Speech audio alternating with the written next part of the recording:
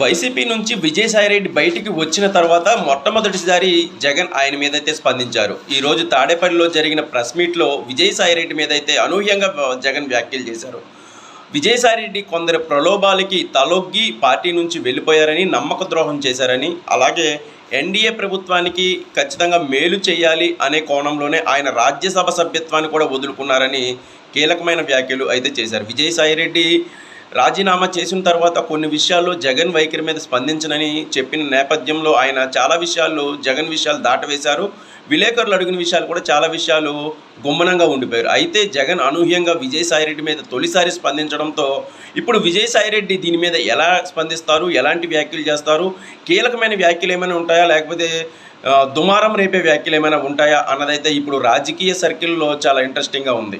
ఇలాంటి అప్డేట్స్ కోసం ఎప్పటికప్పుడు ఛానల్ని సబ్స్క్రైబ్ చేయండి. అలాగే వీడియోలను లైక్ చేసి మమ్మల్ని ప్రోత్సహించండి. Thank you.